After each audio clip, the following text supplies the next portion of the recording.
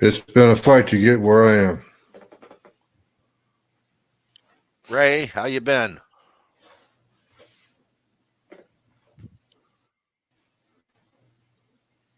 I think he froze up. Anyway, hello, welcome to the Reloading Podcast here on the Firearms Radio Network, presented by 4patriots.com and Patriot Patch Company. So, Ray, how are you? Doing good. Just messing around the house, working on my old car. Sold one and got to move one to get it down off the lift, and just working around here. So, which one are you working on? My Camaro. Nice. It's been about a year since I've had it out, so I'm just changing the plugs and doing. Oh, is that the one Nick can't drive? Yeah, the one Nick can't drive. Yeah. I had a 60 Beller I sold to a buddy of mine, and it's nice. So I gotta move my car and get the other one down off the lift so we can get the other one out.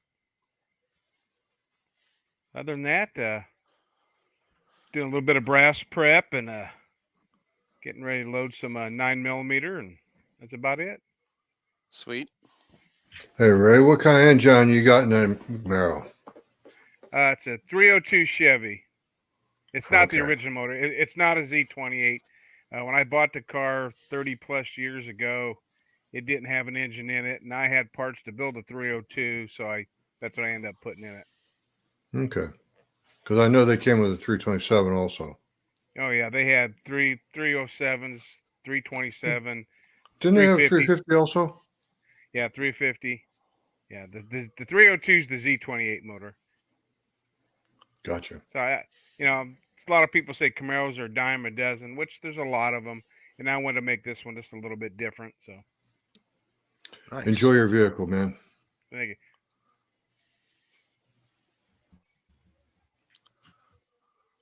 Camaros are only a dime a dozen if you are talking about newer styles. Okay. The first gen is not. Yeah, if you go to a car show or a cruise, there's still quite a few of them. I mean, they're very popular. My dream car is a 67 SS ragtop. However, unless I win a lot of money, that's probably not going to happen because there was only 800 and some odd made. Yeah. This is a ragtop, but that's why I put the 302 in it, because they only made one Z28 convertible, and that was in '68. They made that for the I think the vice president of Chevrolet. Yeah.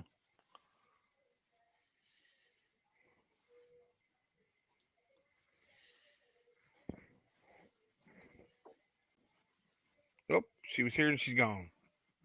That's because two of us tried to add her at the same time. Morning, gents. Morning. Good evening. I mean, yeah, what you said. Exactly. Did I tell you how my day is going?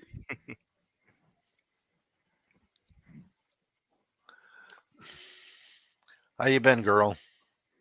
I'm tired. Okay. Hey, Long work hours. How's it going? Going good. Wait, how do I fix this? What are you trying to fix? Trying to get my sound to go through my headset. Oh, there you go. Maybe. Evening, Trenda. Good evening, June.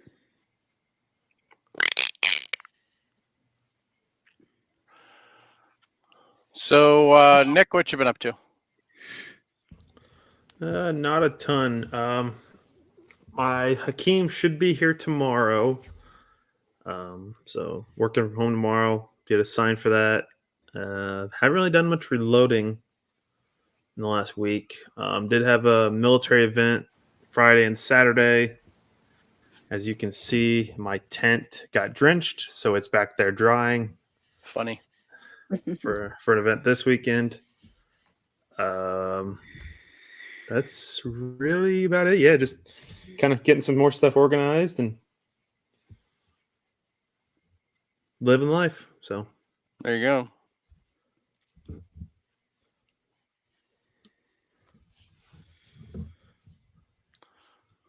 So, What about you, Mike? excuse me. Well, how about you first? Me? I've just been running some 38 supers with Blue Dot, so I've been getting that ready to go since I got 1,000 pieces of brand new Starline brass and some of those blue bullets that everybody's talking about. Ooh. Yeah, some more of them polymer coated stuff that Jim loves. Yeah. Yep.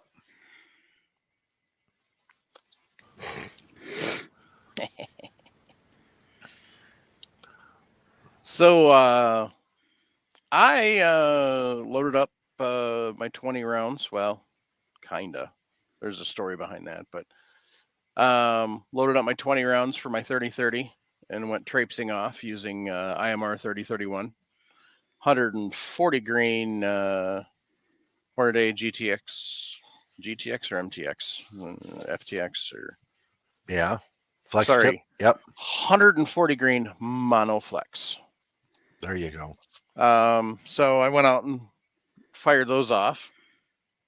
And I went with Ken, who is kind enough to join us tonight, because we kind of did a double dip thing. I went and fired off my loads, looking for my node, but also at the same time, we tested out the brand new Garmin Xero C1 chronograph against my labradar and my magnetospeed, and then he tested the Xero against his magnetospeed. So I have the Sporter, he has the full V3, but yeah, so we had some fun Saturday morning. Nice. And then I went off to work at Cabela's. And did you find anything out when you tested that 3031 140 load? It's slower than I was thinking, so it's definitely a lot slower than a core lock. But yeah, I think I found a couple. I've just got to dig into it a little more. So, I didn't do what I would normally do because first off, the range was busy. Second, I was short of time. Normally, when I'm doing load development, I will literally take a shot or maybe like 3 shots, and then it will go down and I'll actually mark the target. So I didn't this time. So, but I did keep track of what shot was what number. So, I actually only had 19 to shoot though. Okay. So when I was setting my seeding die, I found out that for whatever reason, my Redding 30 caliber seeding die just wasn't getting in there deep enough to actually seat the bullet. Like I needed another 4/10 of seating depth. So big number. yeah. So being it's a 30-30 and it's a 308 caliber, I grabbed my 308 seating die out of my Hornady kit. Now there's a catch with this. As most people who know, with the Hornady seating dies, they've actually got like basically it's like a little bullet straightener. So it kind of keeps the bullet straight, but it also restricts the movement of the brass. Right. To help with the seating. Well, the 30-30 doesn't sit in there quite as the same as the 308. So I found out the hard way you can't run the RAM all the way up. Okay. So you had the die screwed down too far, or No. He buckled the shoulder. He completely buckled the shoulder. okay. I made a new cartridge, the 30-30 short shoulder. Oh, okay. So once I realized I couldn't run it all the way up, then I was fine. So basically,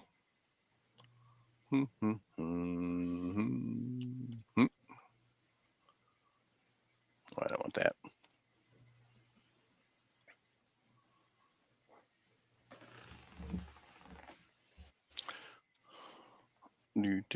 Come on. So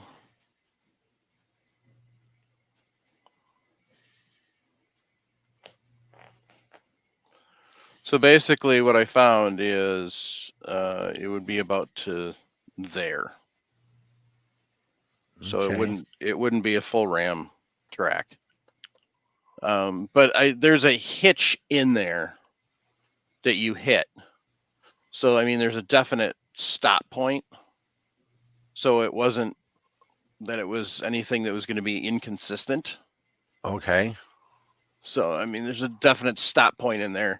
When I'm doing normally 308, it's just run it all the way up and away you go. Because it doesn't have that stop point.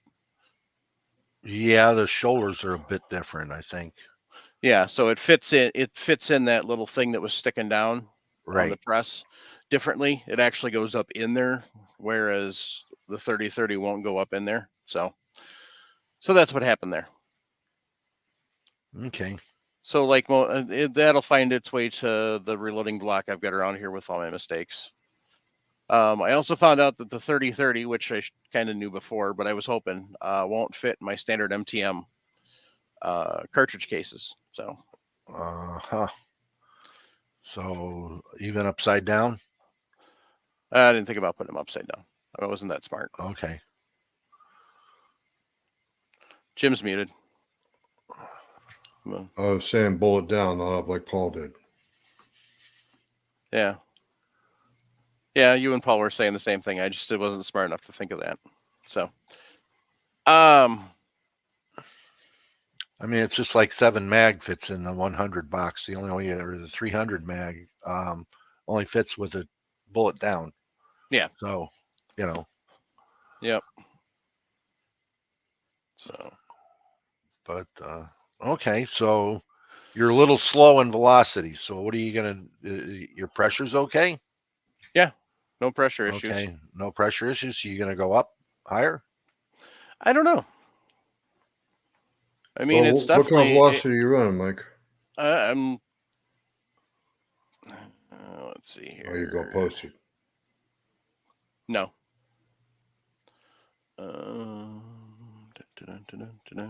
Where'd it go?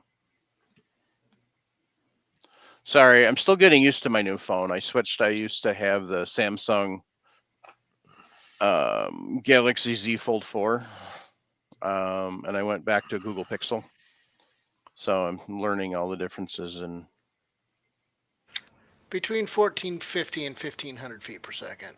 He cheated and pulled it up faster than I did. So It's a lot harder learning that tech without kids in the house to do it for you, huh?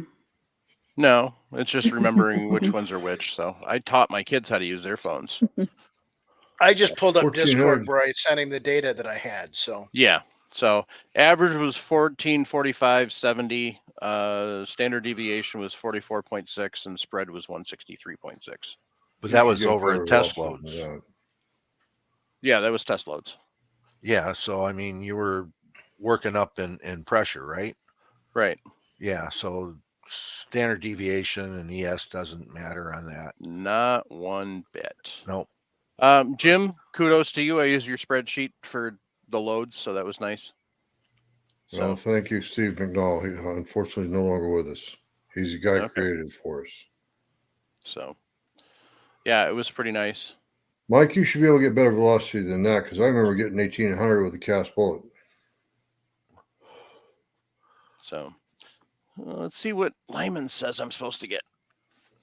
I didn't even look.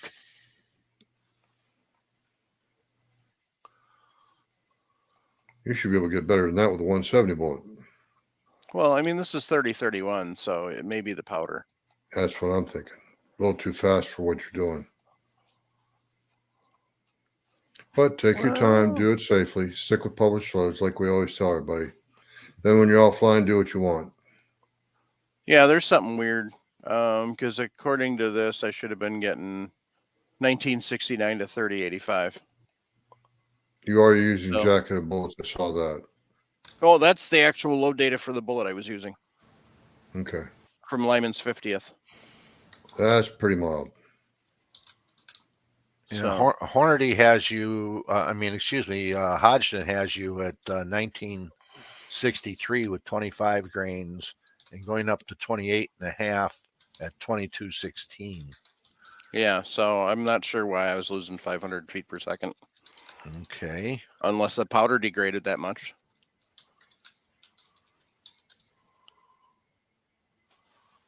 So, because I used my O house to double check my charge weights. That's a pretty big degradation.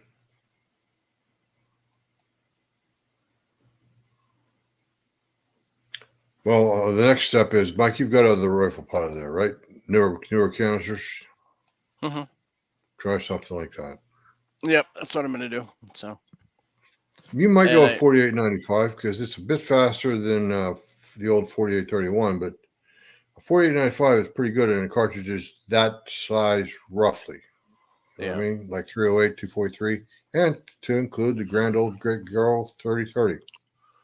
Would you believe Hodgson does not list IMR 4895, but they list Hodgson 4895, and Sure. they're putting you. IMR 4895 is not a Hodgson product. No, IMR 4895 is a Hodgson product. So in Why don't they have it listed? Lyman 50th, they list RX10, IMR 3031, H335, TAC 2230, IMR 4895, IMR 4064, BLC2, and Lever Evolution. So, and they said that 4895, IMR 4895 was their potentially most load, or And I'm most accurate. I'm surprised the Hodgson website doesn't list IMR 4895 That is kind of weird. with the 140 grain bullet. So I've got the reloading app here for Hornady. What grains? How many grains were you running on the 4895? What was your charge weight, Mike?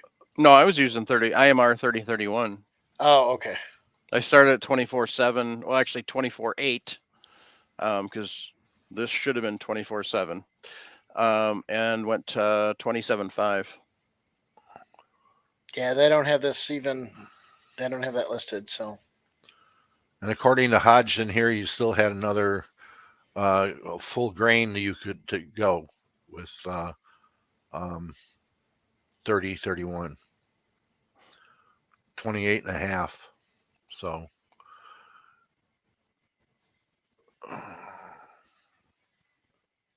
interesting how the books have changed. Mm-hmm.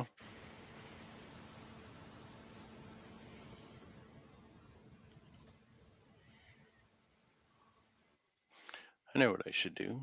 Well, if you go to oh, that's pistol. Never mind. Try rifle. Dumbass.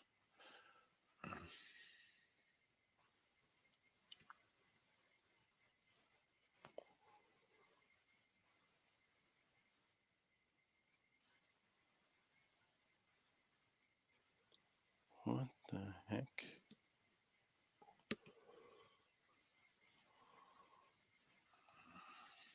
Here's 30 at 6. Oh, there it is.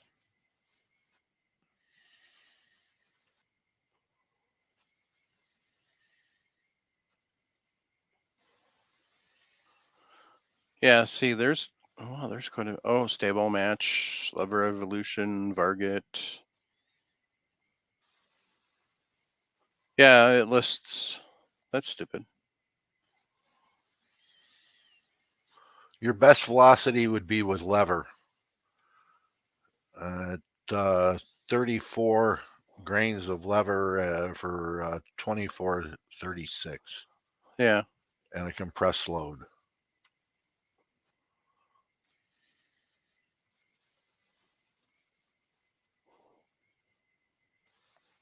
And your pressures are lower. You're only at 39,700 PSI.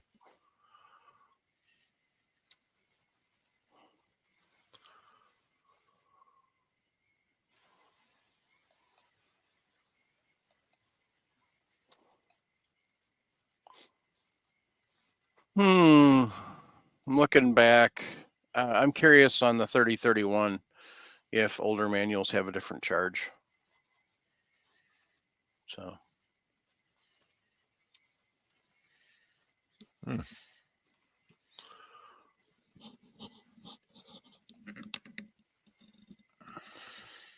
So yeah, that's weird. 4064 is actually supposed to be slower than 3031. Definitely weird. It is slower. It burns slower than 3031. Yeah.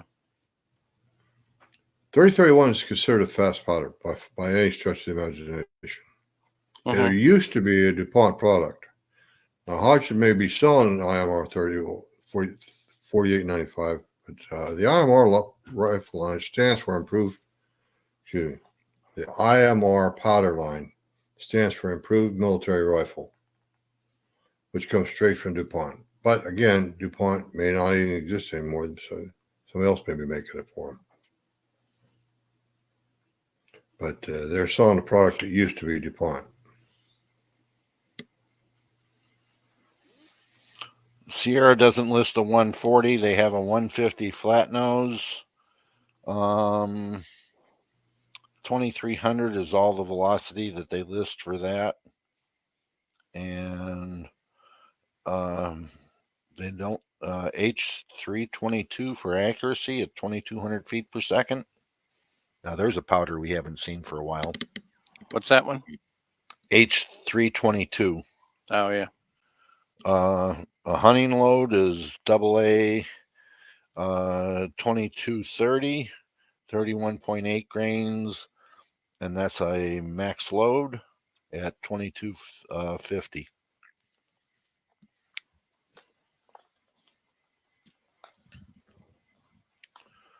Something different. Yeah.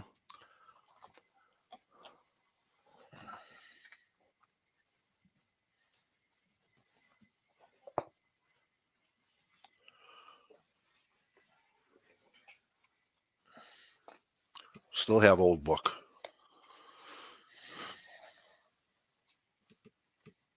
Yeah, I'm trying to look in this. It's digital copy, so it's taking forever to load.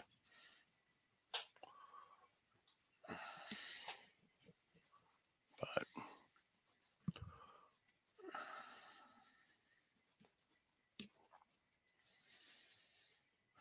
so Yeah, but so reloaded. Ken, Yeah, go ahead. I was gonna say, so Ken, what's your impression of the Xero C1? Unmute yourself, Ken. Ecstatic that I bought it. So I have, as you said, I have the V3, or the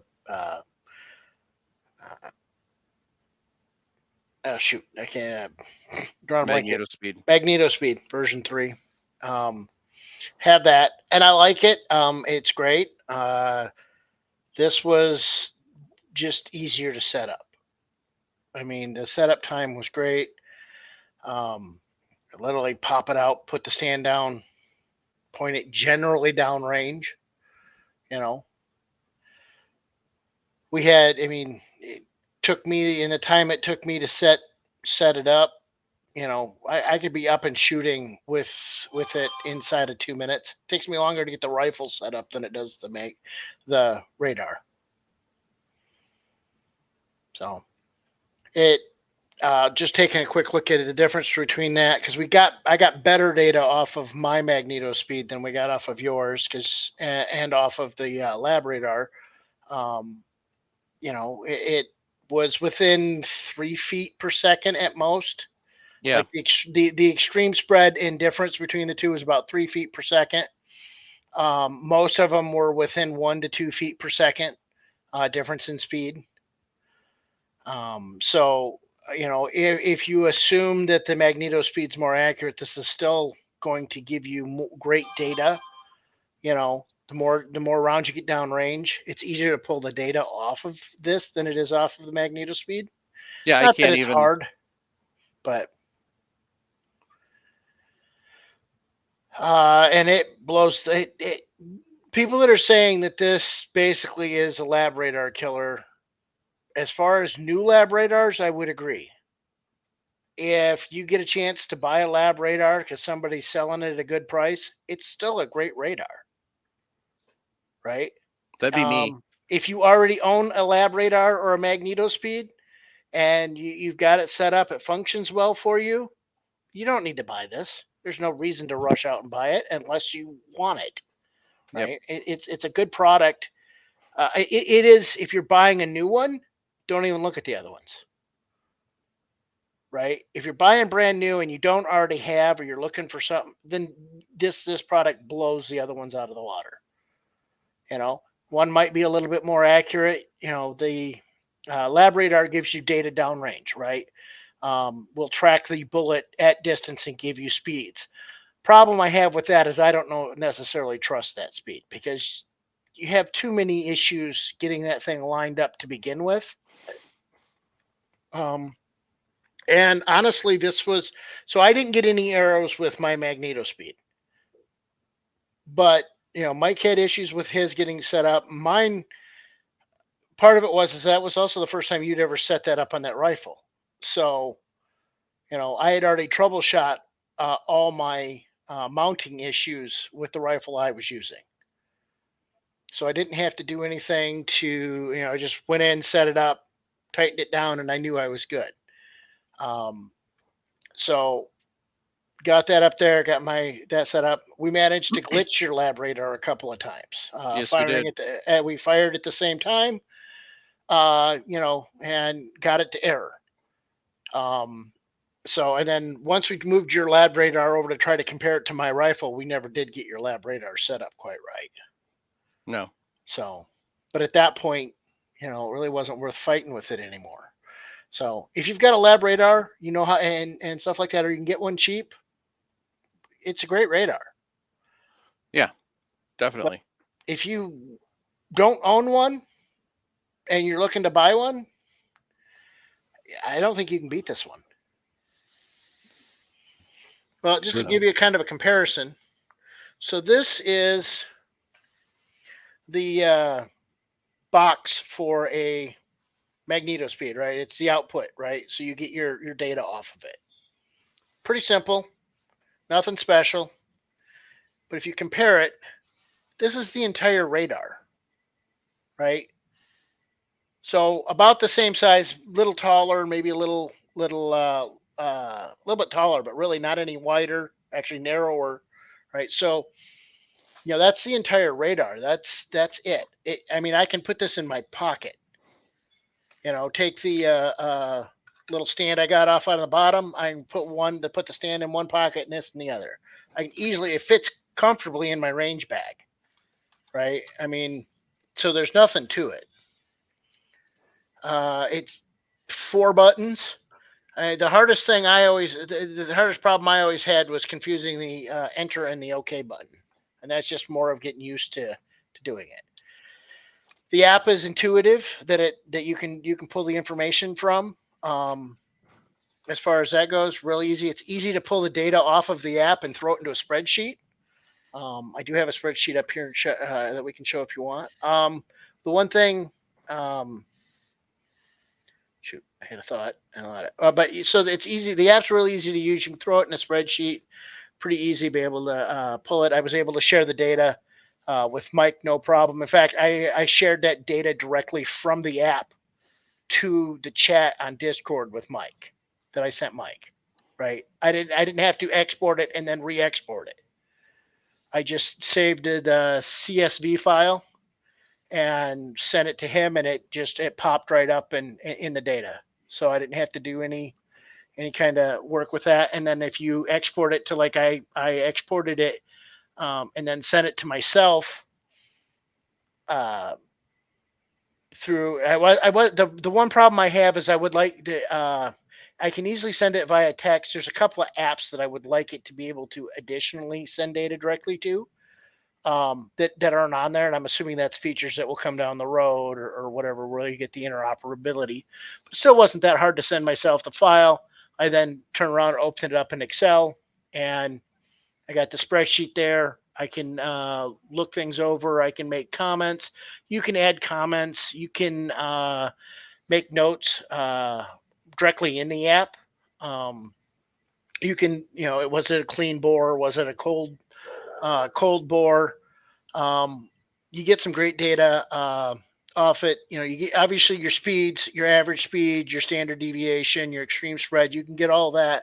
The one thing I found interesting though is you can also look at it, and when you export that file, it gives you a number and it's plus or minus whatever it is. So like the one number is 11.5, right? Well, that means it was faster than my average by 11.5 feet per second, right? And some of them are negative numbers. So it was a little slower than the average. So you can kind of, gives you an idea there. A little piece of information that might be useful. I don't have a specific use case where I would need it for, but like if you had an extreme, right, you can, quickly look at it. It's like, oh, well, that shot was a lot slower, a lot faster than what I was expecting. And, instead of doing the math of, like, well, how fast should it have been? It's right there. It's there for you. It's easy to use. Well, I like that. It's nice. It's convenient. For magnetospeed users, they have an app that fits on your phone. They have a dongle that fits there. It's $30, and it fits it plugs into your box. Yeah, and then it plugs in, but it only works if your phone has a phone jack. And actually, on I have a 2-year-old Motorola that I have the app installed on, and I could not get it to get the data. So what I was just doing now is putting the app on my old iPhone that I've got laying around and seeing. Now, the one thing I didn't try to do is I have those USB-C to 3.5 adapters. The I've one got thing one laying around somewhere. The and one I thing haven't tried that. The one thing you have to remember is to make sure your volume is up high enough. Yep. It still wouldn't do it. I had the volume maxed. Okay. So I've had no problem with mine as it's set up. Yep. So I still my magnetospeed. There are times that I will still use it. Right. I don't intend on selling my magnetospeed. But I mean, the nice thing with this is I don't need to spend $30 to buy a dongle to connect it to my phone. My phone's got Bluetooth and it's got Bluetooth. But I mean, it's what? When did magnetospeed come out? Oh, I've had this one for a long time. Yeah, and the V3's been out for what, 3-4 years now? Oh, longer than that. Yeah, I mean it's so I think magnetospeed can survive the speed bump that will be Garmin. I don't think the for one, it's less expensive, right? Mm-hmm. It's a little bit cheaper, so it's going to help it stay afloat. And I think that the people at Magnetospeed have done a better job of essentially updating and bringing their product and stuff like that. And I think had labradar basically posted a picture of hopefully what their new radar is supposed to be, because I'm assuming they're in development.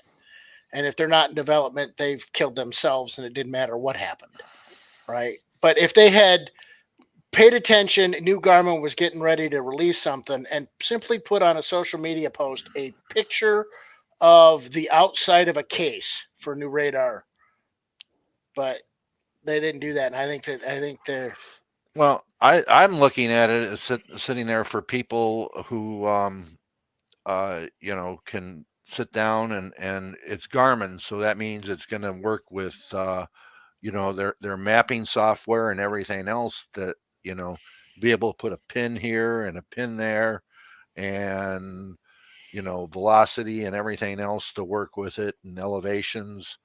Parrot for tracking weather data.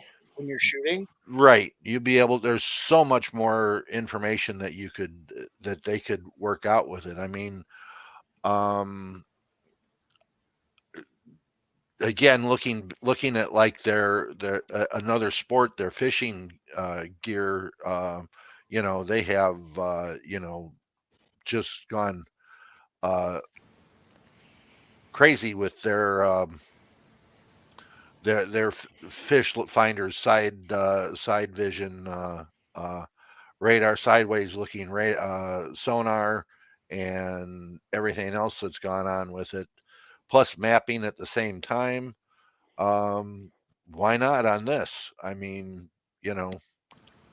Exactly. Garmin is way ahead of on a lot of things, and this is one of them that I think. Mm-hmm.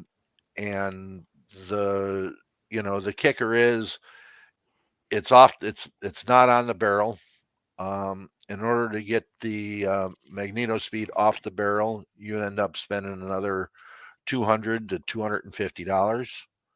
So you're taking a $360 one and adding another 200. You're almost at the 600 right there, real close, and a lot smaller package. Yeah. A lot smaller package. Yep.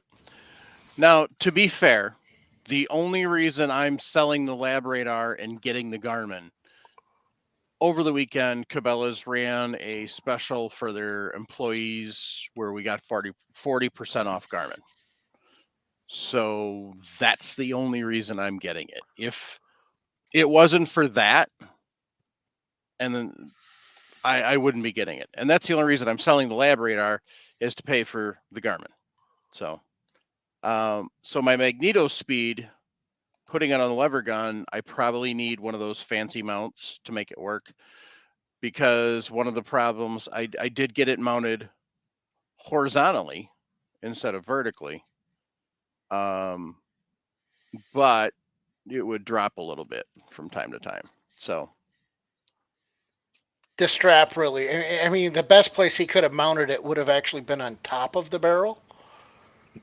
But That then you've got to make, then there's that whole, well, I mean, if you're just shooting at point blank range into a berm, sure, right? Where you're not trying to, where you don't care if you're hitting a target. But if you're trying to actually hit something, you probably don't want to mount it on top of your barrel. No. The other problem with doing that would have been the sight was in the way. That's what I'm talking. Well, yeah. Well, I guess I can't use this iPhone because it doesn't have a. So now on my AR platform, I have a 6-ARC that I use that I was shooting, and I use I bought the adapter to just connect the bayonet directly to a pick rail, and then I've got a 10-inch. Or actually, at this point, I wasn't even running a 10-inch. I've just got a pick rail that sticks out far enough that I can get the bayonet in place and shoot directly over the bayonet. But if you don't have the option of adding a pick wheel, which with my 6-dasher, I can't mount that without mounting it onto the barrel. So being able to take this Garmin, being able to take it and getting it off the barrel is nice. And I know like Area 419 introduced a mount for being able to mount it to an ARCA rail underneath and keeping it on the gun but off the barrel. There are a number of camera companies that have the same mount, right? Or pretty damn close. So there's some options for mounting it, because I know one of the reviews I saw, the guy was shooting a match with it mounted to the gun. So he literally was shooting his shots down range and could see his speeds. So as the day went on, it warmed up, his speed changed. He knew what that new speed was.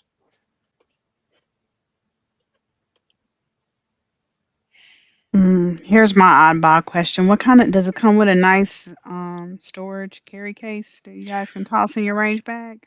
No, it does not. I will say that being a Garmin and being as sturdy it is, I wouldn't be afraid to just dump it in a. I mean, I wouldn't dump it with a bunch of loose ammo or something that's going to beat it up too much, but I put it in a pocket easily enough where it's not going to get moved around too much. Okay. The one problem I did have was I was shooting it the first time I had it out and was shooting it. Um, I had it in an awkward position because of the range I was shooting at. It forced me to kind of put it up higher because there was a rim in front of it, and I had to shoot over the rim. Well, obviously the radar can't see through the rim, so I had to get up high enough.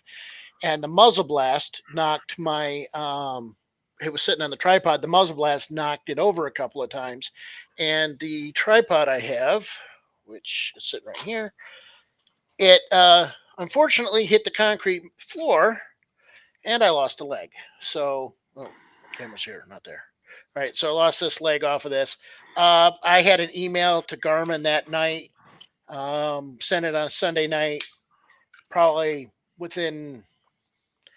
by 1 o'clock. They basically had already said, hey, we understand, this is a problem. We're going to go ahead and send you one for free. Of course, I got the standard disclaimer. It's like, it's a tripod. We don't really insure those type of thing, but they had a response and had it. I haven't received it yet, but they basically were like, we'll ship you one and stuff like that. And I went ahead and ordered an aluminum one off of Amazon at one point just to have a little bit better of a. It also sits a little bit wider.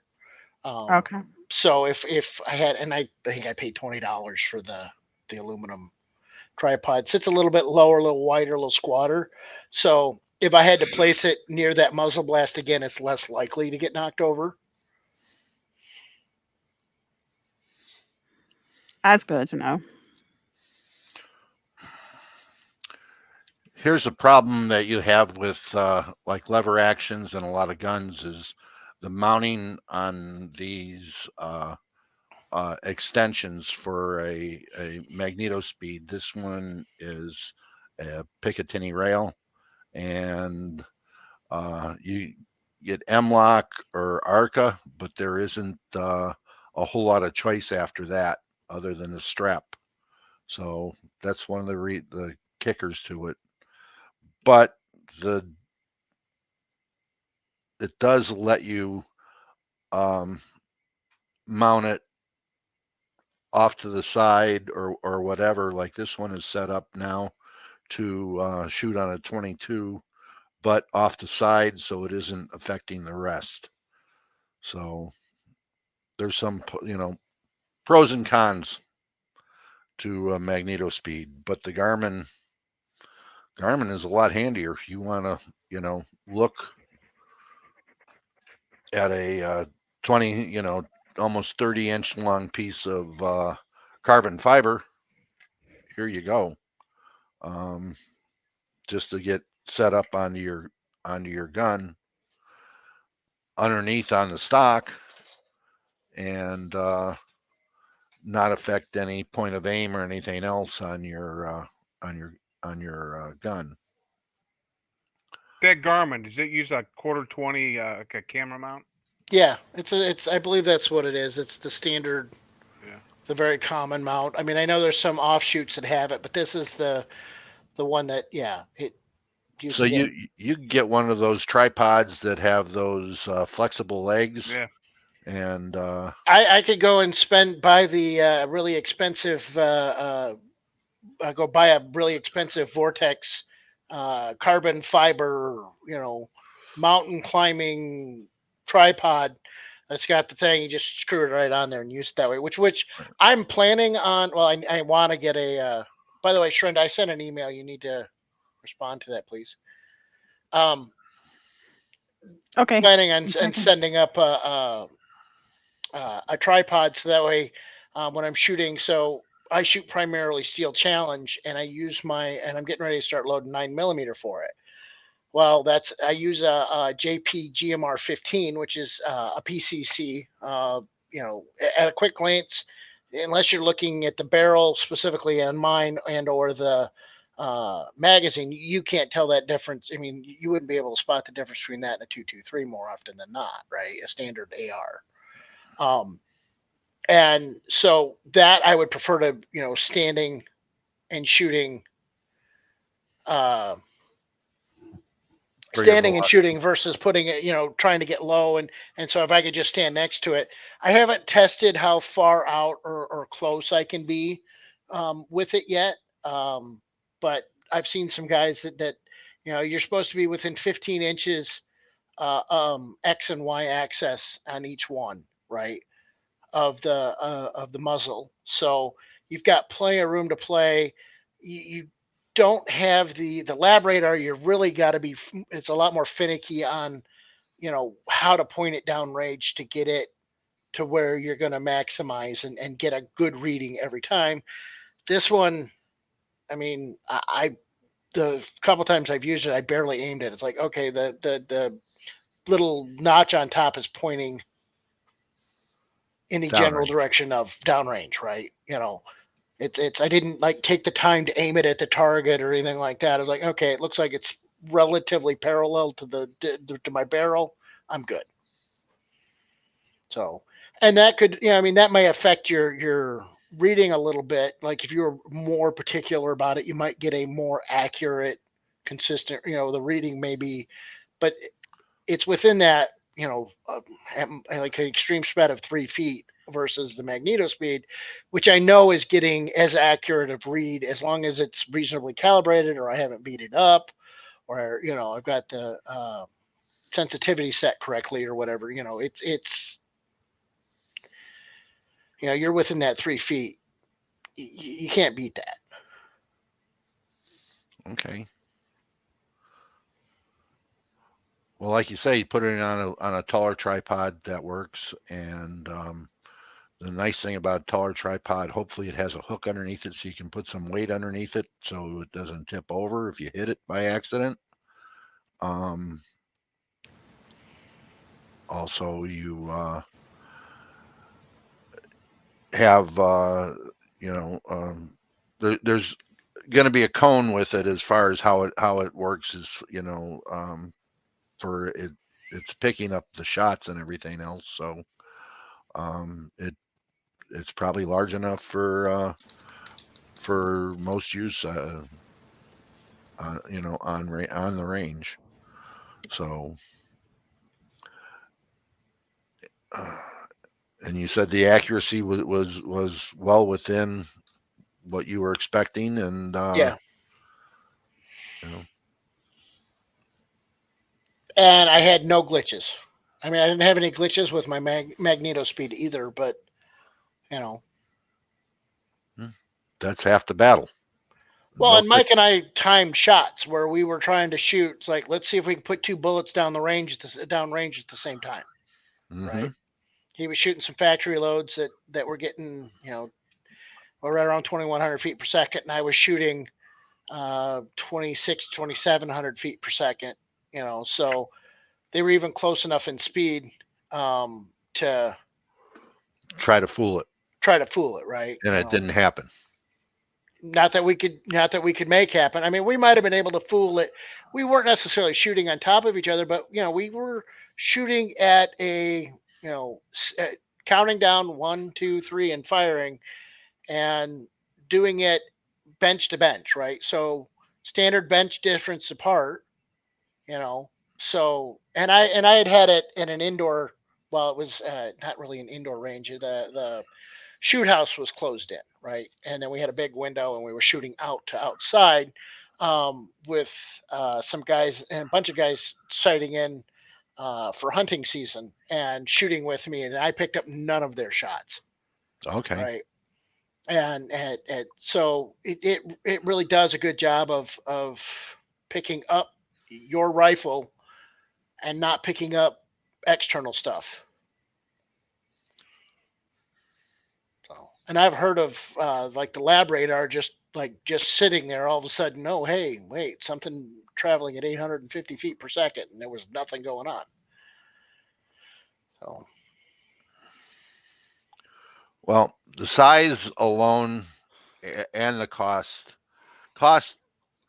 because of what it is and how it is compared to what a lot of people have invested in their lab radar, this one blows it away, because lab radars have everything else you have to order extra, triggers and Well, bases and everything else, and you don't have to order anything extra with this.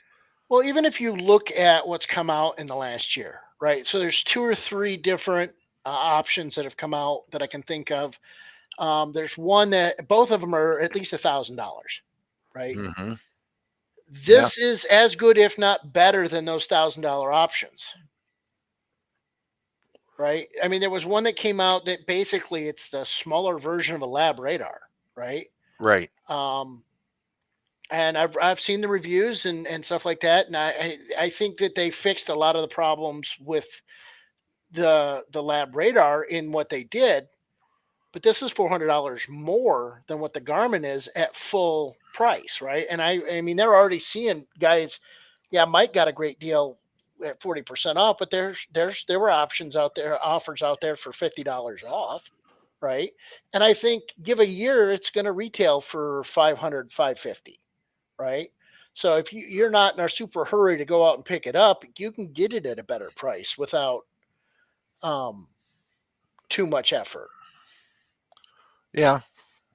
Like I say, it's going to beat the magnetospeed and a bayonet type mount with magnetospeed, hands down, especially if you're buying the magnetospeed, off the barrel bayonet mount, because that's $250, and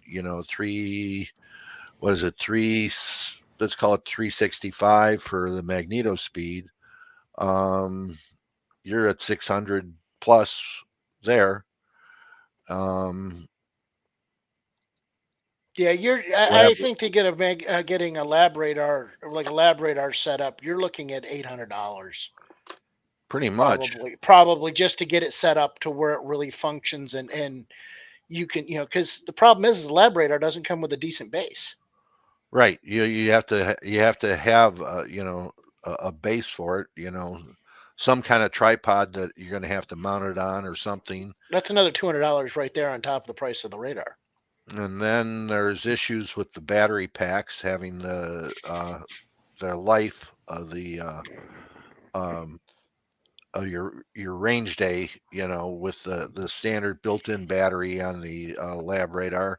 You're going to have to throw a battery pack in, and that's 50, $25. $25. Okay. Well, and so those battery packs, I mean, it's more of an inconvenience because now it's one more thing. Those battery packs, I mean, I've got just those battery packs that would work for that I got for free because I was at whatever thing and it was part of the swag they were giving away, right? Yeah. Not everybody's that lucky. Okay. Well, I mean, it's one. I Of those don't think you need a $200 tripod for it. By the way, that one that you got for your Garmin. Well, we're talking about a standing tripod. Oh, well, you wouldn't even need that. You're talking for the lab radar. Oh, yeah, that one I got for the Garmin, that one might work okay for the lab radar. No, that tripod that I had is just a cheap little one that I got actually for a GoPro set. So it's only designed to handle a GoPro. So lab radar's a little heavier, but like the one that you got, that was the one I was looking at for the lab radar, but I wouldn't have gotten it in time. And that's a lot more sturdy built.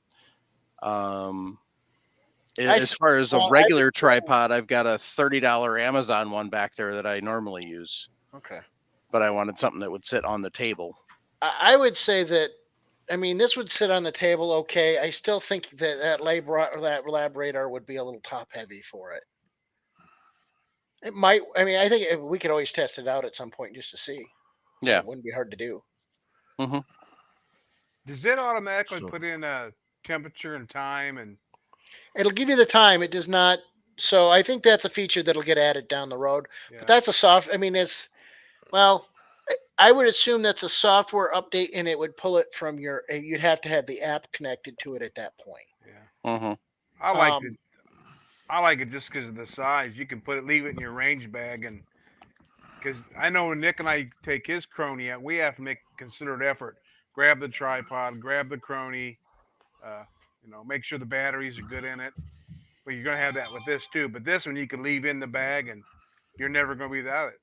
Well, and the guys that I've seen that have tested the battery life, I mean, it's got phenomenal Right. battery life. And that Yeah. same battery pack that Mike has, that will charge this. Yeah. Right.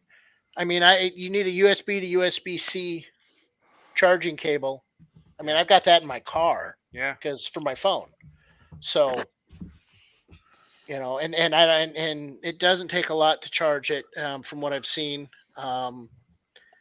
Where the lab radar, you'd be lucky without an additional battery. You'd be lucky to get a long range day of readings off of it, from what I understand. Whereas this one, honestly, if it's fully charged, I might get 2 or 3 days out of it, from what they're saying. Hey, just get one of the 4 Patriot solar panel, the small solar panel. You'd never go without battery. There you go. That would work. I mean, now you're carrying a lot of stuff to the range. You're not. At that point, you're probably not complaining about taking the lab radar either. Right. But Right. That's what they make range boxes for, Ray. I'm talking got one. that small solar panel they got. Yeah. oh, yeah, because it wouldn't little take much power to charge cell? this. Yeah, it wouldn't take much, or the spare backup battery, like you use for your cell phone. That's all you would need. Yeah. It's a $30. So the Patriot Power Cell CX is the one he's talking about. It is $29.95 for just one. Yeah. It's got a USB-C charging port. It's got a flashlight and a SOS flasher. Fast charging capabilities. That'd be perfect, and you can easily throw that in your range bag.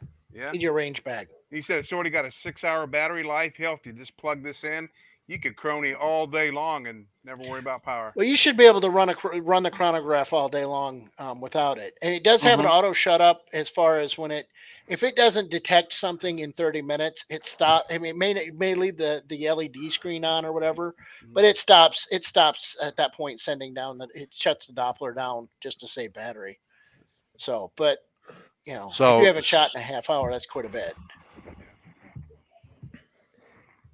So if you haven't shot in a half hour, you'd have to turn it back on then, right? I'm guessing. I haven't tested. I'm guessing you just hit Okay. a button, it would start sending again, right? Okay. All right. That's important because sometimes you never know, at the range you're at 300 or 400 yards, it can take a half hour between people walking all the way down, changing targets, and then coming back. In between stuff, so good thing to know. Yeah. So that's when it stops recording, is about a half hour. So it does have the USB-C for charging it, but you could add an additional device to that, right? So if Garmin wanted to come out with a weather station to attach to it, it would be, and then you'd be able to pull the data right in there as part of it, right? Although, well, I'm wondering if a Kestrel with a Bluetooth Kestrel and your Garmin is Bluetooth. I mean, to be able to get both at the same time, velocities and what the weather is and the conditions are. So Garmin and Kestrel do have a relationship already. So it's probably would be a matter of, it's a lot of it's going to be the hardware's all there. It's just a matter of, let's go ahead and sync these two devices. I will say that the two biggest things that they take into account, the app sync between the device and my phone is not the fastest. I've seen where other guys that reviewed it have basically commented similar comments that it's not an instantaneous sync, which in the grand scheme of things, that's really not all that important. And you can outshoot the radar, right? And we're not talking, if I take and say half-second splits, which, isn't what I would consider super fast split times, you'll outshoot you won't pick up the second shot. Right? Which you would with a magnetospeed. You would with the magnetospeed, because that's near. I guarantee you, I could probably outshoot the magnetospeed, but I'd have to be trying, right? But this one, let's see here. I was shooting. Well, actually, no, a half a second. So, looking at my timestamps, so 3:39, 4:18. So that was well over a half second. But then I had 5, and then so 27 seconds, 3 seconds. So 3-second time there, 3-second time there, 2-second time there difference. So just kind of looking at my time stamps. So it's I started shooting at 11:03:39, right? And then I had some shots there where like my 4th, 5th, 6th, 7th shots, they were all 3 seconds, 3 seconds, 3 seconds, 2 seconds, 4 seconds, 3 seconds, 4 seconds, right? So at a range where you're trying to collect data, right? That's plenty fast, right? Mm-hmm. So yeah, I'm not getting the the 10-second splits or whatever, like, but 2-3 seconds is fairly fast enough for this kind of shooting where where you're trying to collect data. Yeah. Mm-hmm.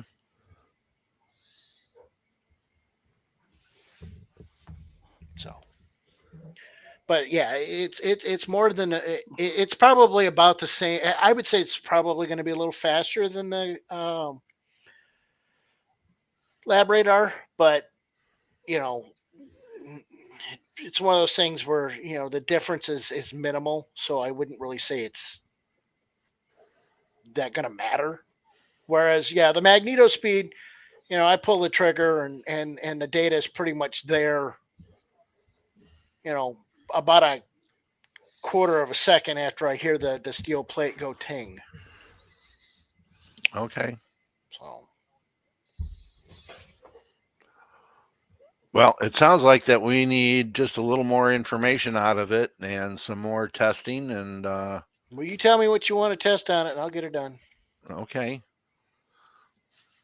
I got plenty of range trips planned, so. Yeah, there's that 22 ARC 22-250 that we got to test. Well, so that's an interesting thing is you can also, if I put the grain weight of the bullet I'm shooting in here, it will calculate power. Yeah. Now the data I have, I didn't put the bullet weight in, so I don't have it. And I think there's more data I can pull out of it. I just don't have it set up that way, right? Because for me, I didn't really care so much about extreme spread. I mean, it's good to know, but it's not one of those. But so what the data I specifically look for and I run is my average speed, my standard deviation, and my third option I chose, because you can set it up to output 3 options when you shoot it, right? And you can adjust it. And so I want to know, 1, how fast was it? Which is a standard. That one you're going to get no matter what. You can't really choose to not do that. But then you get 3 other options you can choose from. So I go with, I want to know my average speed overall. I want to know my standard deviation. And the extreme spread was the third one I chose. So you have to have extreme spread. That one is, in order to develop a load, that is probably the most important one.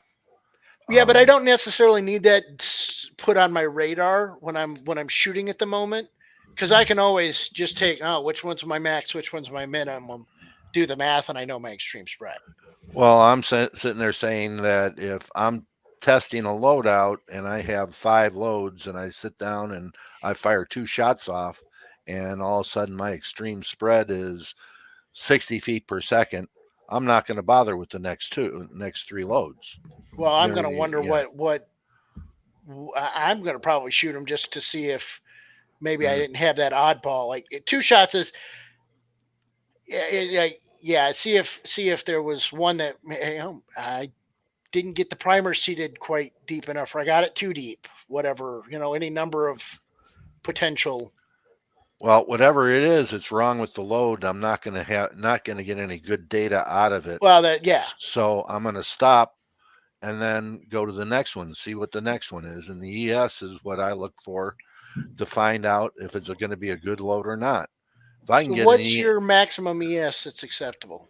if I'm getting an ES in the low 20s or high teens, then we're talking we're in pretty good shape. Okay, because then my SDs will be in the high single digits or low teens. Okay, you know, 11, 12, something like that, with a 25. But you start getting 30, 35s, and now your standard deviation is going to be in the high teens, high 20s. It's Now, just what I've. Yeah. You were saying you picked 3 variables. Mm-hmm. No, on the Yeah. Garmin. Yeah, Yeah. so you can also do min and max speed.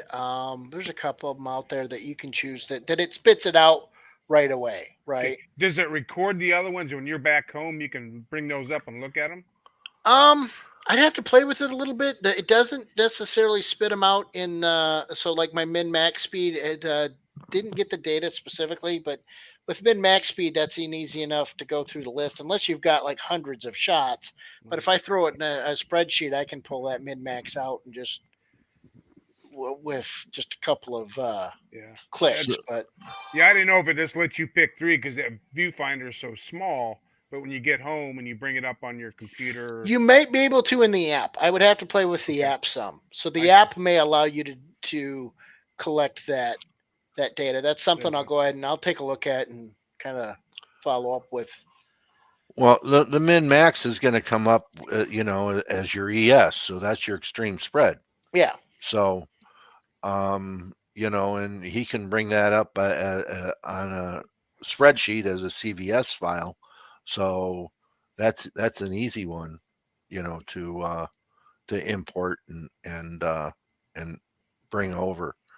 So, and what, you know, 10 shots, 15 shots, 20 shots for a string, 5 shots for a string, depending upon, you know, what you're doing.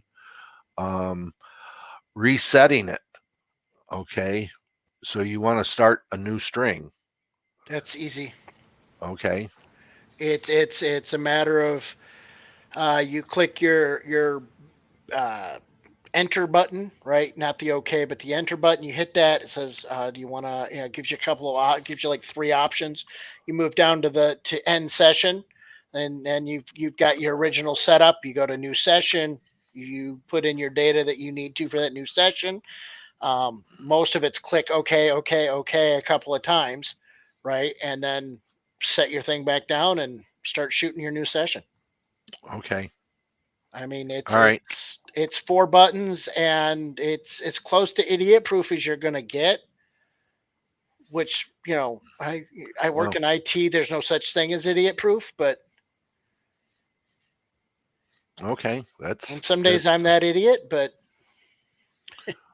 well, you know, that's we're sitting there going, you know, every one of us makes mistakes. It doesn't matter. I'm just sitting there going, okay, you know, what is it, where we're at and where we're going, and I would say that as far as new sessions, it's the magnetospeed is not hard.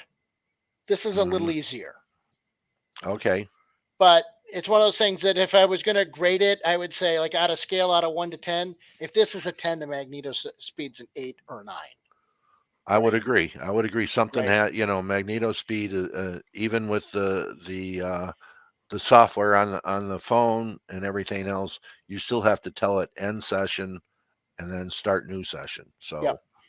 you know, So that would be the, as far as like new session stuff like that, which I did that. So I have like 5 or 6 sessions that every time I basically loaded a new magazine, okay.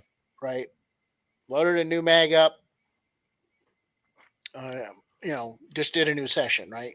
Because part of it is you're even if you don't have a large extreme spread difference, the more you shoot it, the larger your standard deviation is going to be, right? Which doesn't, for load testing, and this was just more of let's see what it'll do, because I was shooting all loads that are for fire formed, right? I don't really care. I mean, my standard deviation was on 10 shots was 14.3 with an extreme spread of 42.9, and that was actually the best I got out of it. Mm-hmm. But Okay.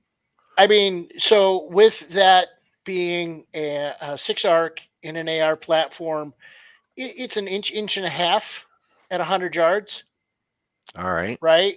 And that's not like I'm trying to shoot small groups. Inch and a half. That's I'm trying to fire forward ammo. I've got 400 rounds I'm planning to burn through, and I only have so much time at the range at any given trip. So let's hit the target and call it good, right? All right. So Okay. that might be one inch group with taking your time and focusing on trying to shoot the small group, and that's not an excellent load, right? Yeah, but you're sitting there saying you're fire forming, so you're not worried about it, but you're testing out your equipment at the same time. Yep. You're testing out your new radar. You're testing, you're finding out how well your brass is being fire formed and all that kind of stuff. I know I was online with somebody during the week as far as that goes and fire forming brass, and explained to them that the difference in a fired case and an unfired case full of powder was like a grain and a half, almost 2 grains, and there's a big difference between what the pressures you're going to get on new brass and on fire form brass. So Well, and you and I talked about like my 6 dasher, that my standard deviation, my bad one was like 8.6 on the standard right. deviation. Mm-hmm. And like you said, the standard deviation, even with those loads, are probably just going to get better with fire now that it's an actual fire formed case versus a factory case. Correct.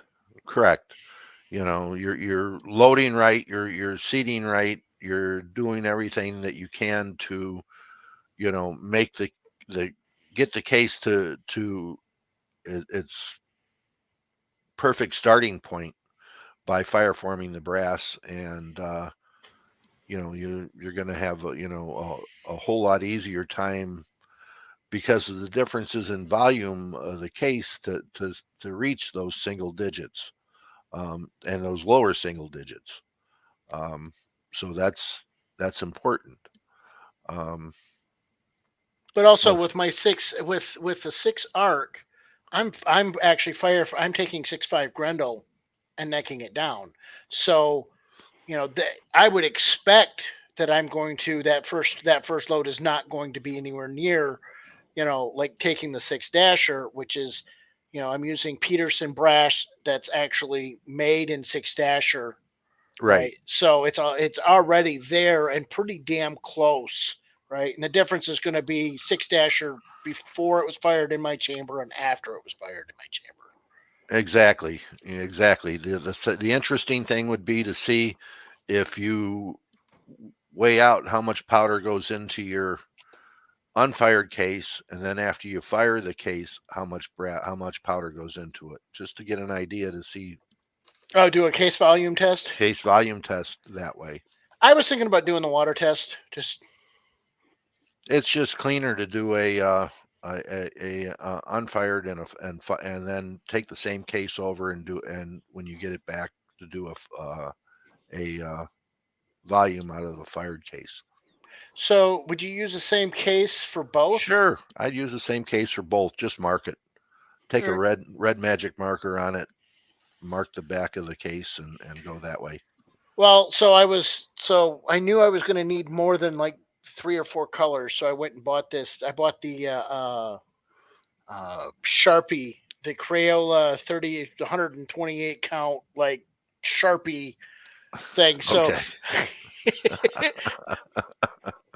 Okay. yeah, I've got what color you want. I Yeah. pretty much got it. So Yeah, it's just to keep loads separate and everything else, and how many times they've been fired and everything, and it's just a way to do it. That's all. So, we get you to go out and buy the DAA automatic marker system for $130. I'm thinking I can probably mark that for a lot less and just do it by hand. It's motorized. You just stick the case in. Oh, they actually have a motorized one? I haven't seen that. Yeah, they have a motorized one. So, well, even if it was motorized, it needs to feed the cases. Yeah. At that point, if how about something different, guys? How about, did anybody see Vortex's new laser that they came out with? Nope. Okay. The rangefinder that mounts to the gun? Yep. Something 4,000. Yep. Yeah, it is a takeoff of the old Silencer Co. Laser that they mounted on the gun. So it mounts on the springboard of your rifle. Puts out, it will emit a red laser for you to aim it, so you can match it up to your gun at 100 yards. But then it turns it off when you want to use it. So because of some states have it where you can't have a laser on your gun to illuminate a target while you're hunting. It also acts as a ballistic solver. Yes. So it sends that IR laser out there, gets you your range. You can set up, when you set it up, you can set your wind direction. Yep.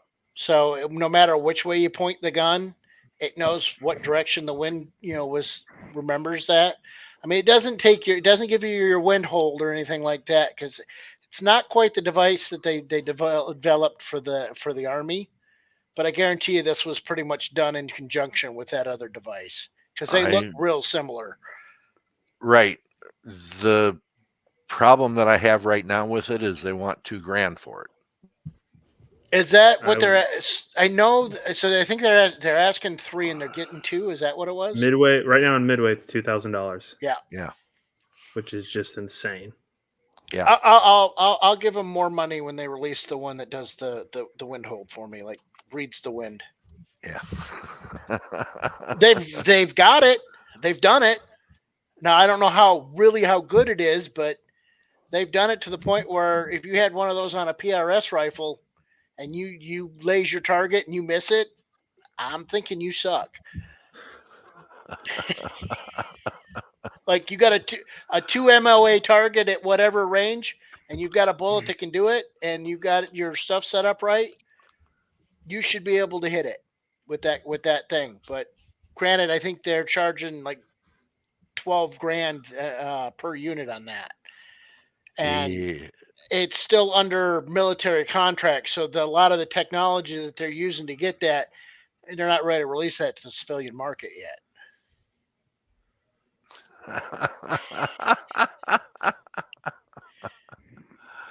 I just take issue with it because the original one that Silence Co. had, that was back in the days, and this was about 10 years ago, was only about $700 or $800. So, yeah. So my first point is Paul, has a problem with it as far as if he's buying it. Now, if he's trying to convince you to buy it, he's got no problem with the price. But so I think Swarovski has a scope that has the rangefinder built in, don't they? Is it Swarovski? There's a There- couple companies that have Burris similar. has got one. Burris Yeah, has got one. Burris they got one. Sig's got one in their optics. Yeah, you got a lot. You got a lot of companies that have optics that have laser rangefinders in them Yeah. already. It's They don't necessarily have the ballistic solver, but Well, Sig's got something similar where you pair it with like your rangefinder, and once you range it, it'll go to your scope and it'll read everything at that point. That's one thing Sig has in their optics. I don't remember what that's called if they make that anymore. Burris has got theirs where you range it and it's the ballistics are put into it. You know, you program the ballistic into it, and it will actually put the dot where you're supposed to aim. So that's what the Vortex will do. The new military one that's Right. the one I want. The Point the gun at the thing, hit it with the laser, and then shoot it. Right. And this one, Burris has got that already, and the only thing it doesn't take into effect is the wind, and that's what everybody is still waiting for. And it's a big unit; it's not a small scope. So, there's issues with that. I think it goes up to 16 power, and that. But yeah, it's there. I just trying to figure out why Vortex came out with a half a unit, okay, at that kind of price. I'm thinking it's a stepping stone to the next version. And they're probably waiting for either NDAs to end, right? Because really, for them to take that real next step, and they're probably gauging the market a little bit, right? How well is this going to do? Well, if it's anything like Silence Co. had with their laser, it's going to flop. Just because it's not. When did Silencer Co. release theirs? 2005, 2006, something like that, if I remember right. So I would say with the rise of since then, with the change in the shooting competition market, Vortex is better placed right now versus that one, and I'm assuming it's probably a little bit better than what Silencer Co. had at the time, right? Because the technology's just gotten better. Oh, probably. I'm not going to disagree one way or the other. I'm just sitting there going, I'm seeing this object on a springboard on the scope, and going, okay.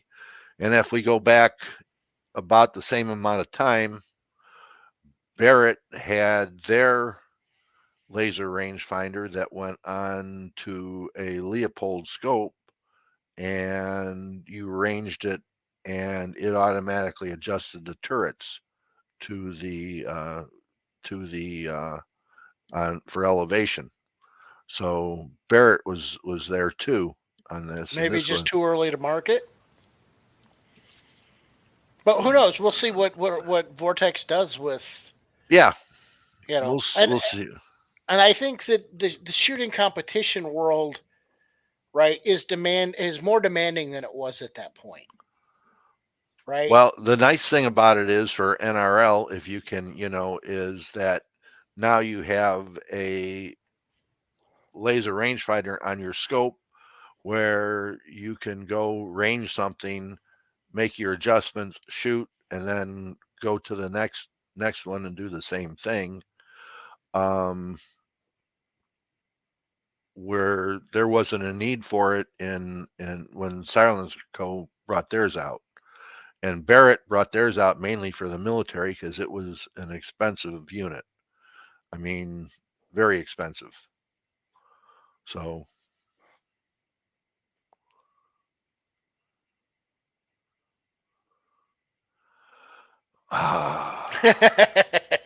Oh boy, here we go. So actually, Oh, before oh, Paul goes too far off, I don't think you're going to use the ELDVT bullets for PRS. I think you're going to see, I believe it's 88 grain, and it's their ELDM bullets in 22. I don't think you're going to see the like the 62 grain. You might see the black line that they have, which is in between the two. You might see those, but I don't think you're going to see the ELDVTs in PRS. I think those are more of a varmint specific. And then I'll let Paul go ahead and go from there as far as, because I can comment on the PRS, but I'll let Paul handle the 22 arc comment. Oh, everybody says that the 80-year-old cartridge is dead now with the 22 arc, and so I kind of ran some JBM ballistics on it and moved to a 40-year-old bullet, which is the 65 grain Sierra Game King, and plugged that one into JBM, and then took the new 22 VT bullet and plugged it in, and the 22 250, because it can get to 3,500 feet per second versus the 3,300 feet per second for the 22 arc, it can still beat it out to 700 yards by 7/10 of an inch at 700 yards and drop. It beats it it also beats it at foot pounds at 700 yards and a couple other things. But are we actually throwing away the 22 250? I mean, most manufacturers don't put out a fast enough twist for the gun. You can put a barrel on a 22 250 with a 1-in-9 twist, which will stabilize that 65 grain bullet, and have no problem getting 3,500 feet per second out of it. So I'm not convinced that there's a gravestone on the 22 250 yet.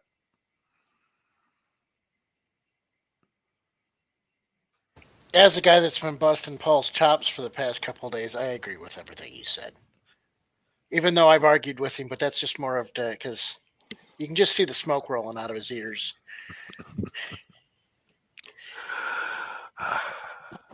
Just being, just running things, even, okay? I mean, everybody took the 22 250, put the 55 grain bullet on it, and 1-in-14 twist, that's all it can handle is that 55 grain bullet. So yeah, it kind of dies on the vine with it and gets beat at 300, 350 yards and on. Okay. But we get one manufacturer that's going to put a 1-in-9 or 1-in-10 twist barrel on it. And even better, you put a 1-in-7 twist, which is what this 22 arc is having on it. Run that same 22, that 62 cal grain bullet, the same bullet, head to head. The 22 250 still has case capacity over the 22 arc. And the 22 arc was designed for the AR-15, and there are most people, I am saying, are going to use a 20-inch and shorter barrel on that gun. And you're losing the ballistic advantage that you get because you're not running a 24-inch barrel, which were all the velocities, and that's where all the information is published on the 22 arc with the 24-inch barrel. And somebody proved me wrong as far as an AR-15 and what people are going to use it for. I'm saying that they're just trying to make the Valkyrie, the 22 Valkyrie, and the 22 Nosler, and prove that they can do it right. Whereas the Nosler and the Valkyrie have kind of died on the vine. I would say, as far as varmint hunting, the advantage that this is going to, and where you're going to see the guys that really start to drool over it, is particularly with coyote hunting, where you get 2 or 3 that come in, right? And with like a 22-250, you're running that almost exclusively in a bolt action. Yes, you can run it in an AR-10 platform. Most guys aren't, right? Mm-hmm. So, and I think that's where you're going to see, as far as a field, hunting type option, I think that's where you're going to see it, is where you're going to have multiple targets of opportunity within a short window, where that faster time between shots. All right. In there, I would say that, as far as I think you'll see some guys running it in PRS. I think that it may have a place there. Honestly, I think the problem is I think once you get below that 243 threshold and that 100 or so grain, 105 to 108 grain, 109 grain, that you get with a 243, whether it be 6 dash or 6 arc or whatever you're running at that 2,900 feet per second, you're going to start having issues with a 22 bullet in a PRS match and wind, right? Because you're on a clock. And most PRS guys aren't running gas guns, right? I mean, there are a few. There's a division for it. But most PRS guys are running bolt guns. Yeah, and the average PRS bolt gun is coming in at between 16 and 22 pounds. So, Yeah. Why? Because they want to view their trace and everything else, and they're out there, with a 24, 26, 28-inch barrel, and they got weights in there and everything else on this gun. So that 6mm bullet, it don't kick. There's nothing to it. No. And then going to the 22 bullets, yeah, you're going to get less recoil, but they're also they're pushing 3,000 feet or close to 3,000 feet per second, because there's a limit on PRS. It's 3,200 feet per second. But from what I'm seeing, a lot of the guys that were pushing 3,000 to 3,100 feet per second, most of them have backed off. Right. They're running that 2850, 2,900 because it's just easier to spot your trace. Well, not only spot your trace, but also the barrel life is much improved. I mean, when you're screwing a barrel off at 1,500 to 2,000 rounds, and you're practicing enough to be good in PRS, means you are going through 4 and maybe 5 barrels a year, and that gets expensive. Well, if you've got a good, so from what I'm seeing, like if you've got a good 6 BR, BRA, 6 dasher, kind of in that range, you can push 3,000 to 4,000 rounds through that at PRS level shooting. 22 BRX, you're now down into the 2,600, 2,800 to 2,800 feet per second. You're in that range.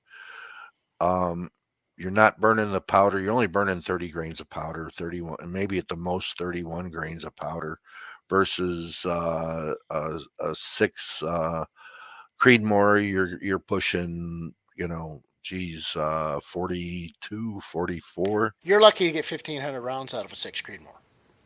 So, but there's still a lot of them, people that are shooting them. I mean, I shoot a 6 XC, and I'm looking at just short of 243 in powder, and that's 41. That's in the 40 to 41 grain load. What bullet size you shooting?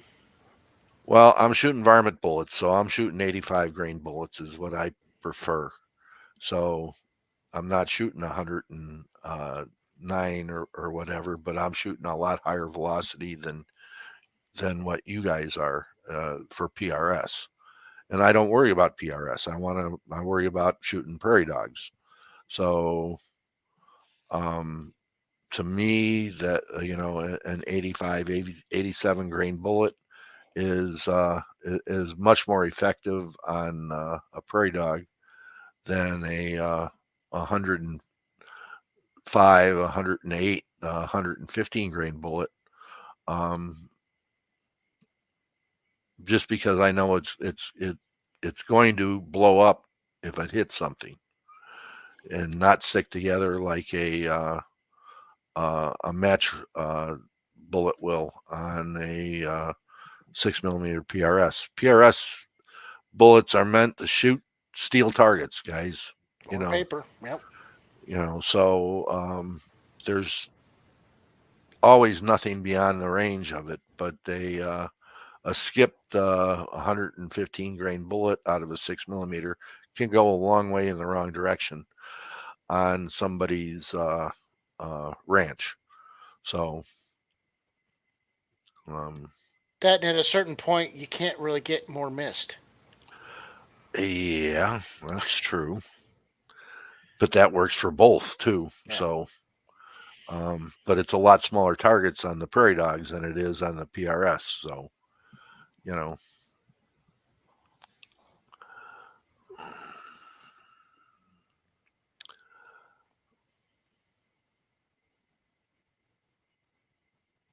All right. Anything going on in the chat, Mike?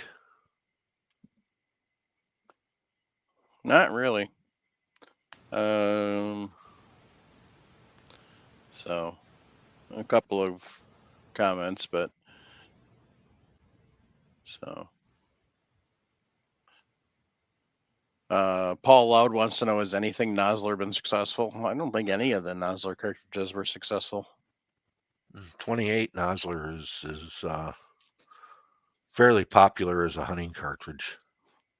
Yeah. But no, not really. Nothing that to shake a stick at, really, that that you could say. But the 28 is one extremely popular as far as sheep hunters and that that kind of stuff go. They like a nice light rifle that Nosler makes, and the guaranteed accuracy that Nosler offers on their $3,000, $3,500 rifle that they sell, not including scope. Yeah. So.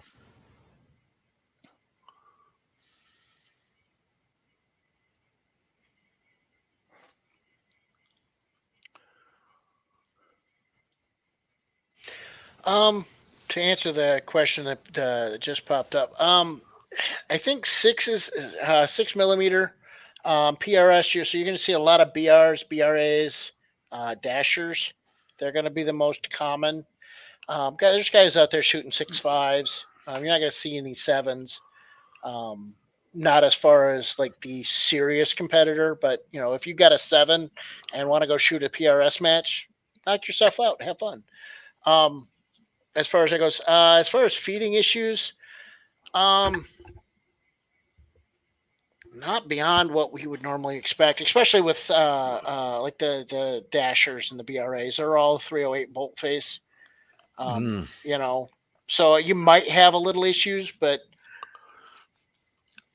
first off, there's a conversion for the AI mag for the BRs and the BRXs and the dasher, because they're so short that they have the feed lips moved over and moved up forward, and they put a filler in the back of the magazine, just because of the short cartridge. Otherwise, a 308 mag is too short. The cartridges are too short, and they will pop up and out before you can get them into the gun. So they came up with a magazine to fix that. I think MDT is the one that did that.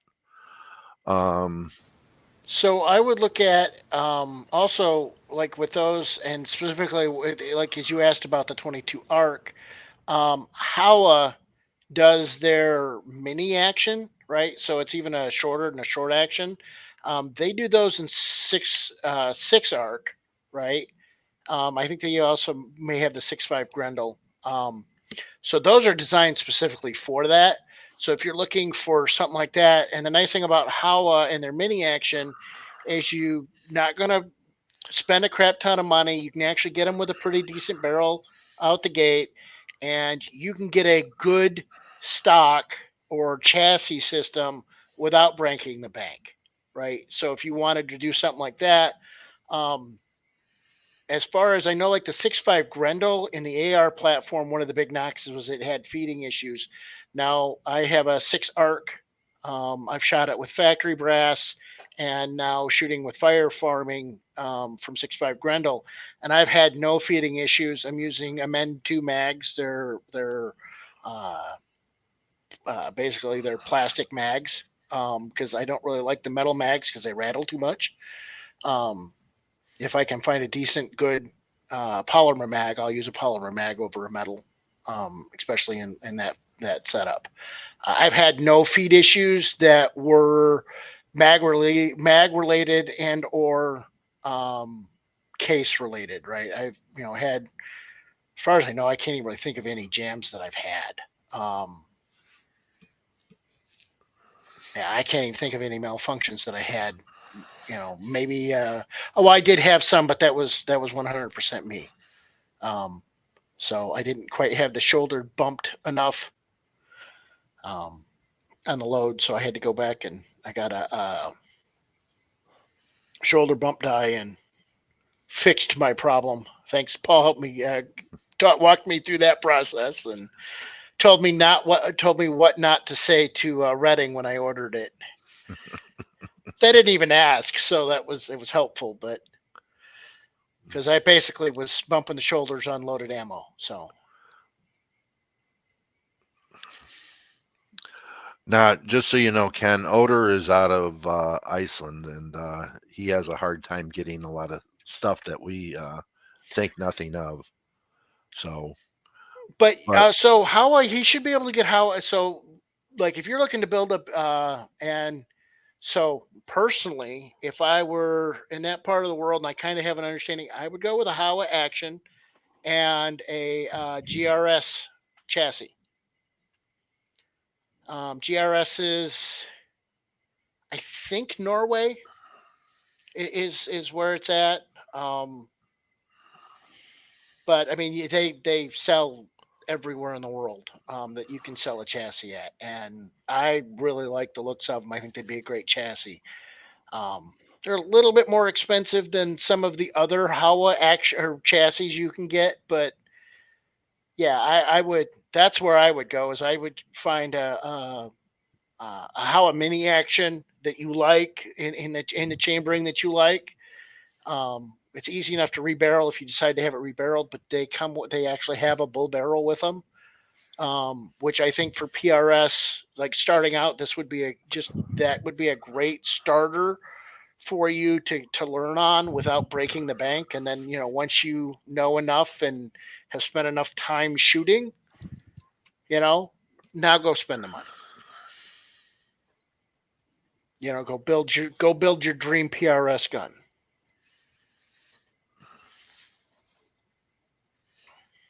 Oh, and that makes me think of something. So on Saturday mornings, Mike, Columbus has their 600-yard target shoot. Okay. So you need to get your 6.5 Creedmoor up and running and come shoot. After deer season. All right. Right now, I'm focused on deer season. Well, that's fair enough. Meat in the freezer is more important than paper being shot. Yeah. Paper sausage doesn't taste very good. I don't know if I've ever eaten paper sausage. No, it's not very good.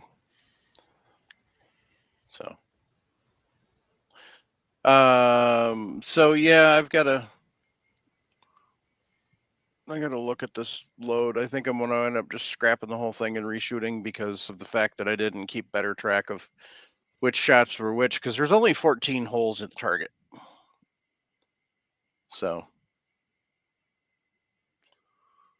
but Now your scope was once you figured out where you were hitting. So you had some shots early on that I didn't see hit the paper. So you were, no, because they were down below off the paper. So Yep. I was just looking at the. I got my phone to now play with the lab radar, so I got that data off there and got it uploaded into a CSV.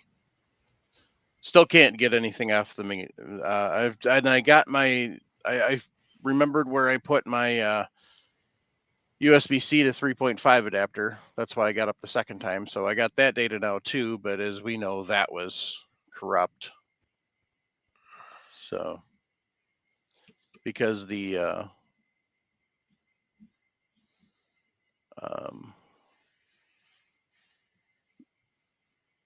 magnetospeed kept falling.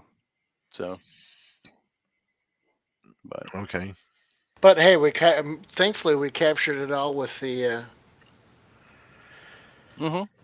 Yeah, the only one the lab radar didn't read was when we both shot together. Yep. So, otherwise it was good. So. And hey, you'll have a Garmin next time. Yep. And if you don't if you need to get to the range beforehand and don't have your Garmin yet, just let me know and I can. I should have it this week, and I'm planning on going out Saturday. So, Yeah. So here, 9 days. Gun season is 9 days, and it starts the Saturday before Thanksgiving, Which would be the 24th of November. No, that's not the 24th. No, sorry. 18th. 18th. No, the 23rd is Thanksgiving. So yeah, 23rd. Yeah. So yeah, it runs from the 18th to the 26th. Yeah, 18th to the 26th. That's gun deer here in Wisconsin. Oder, how far north of the 45th parallel are you, or south of?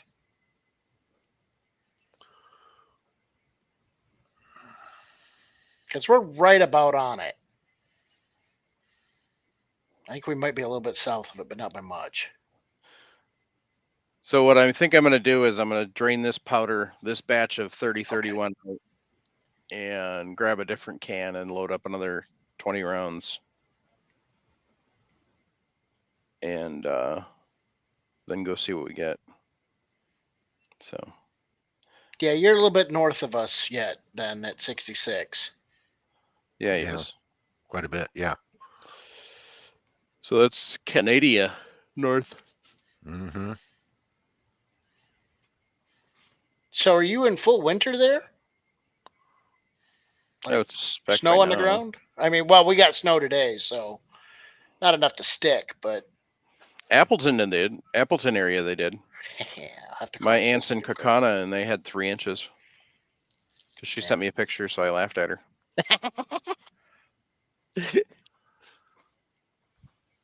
But so we want to talk about Patriot Patch Company.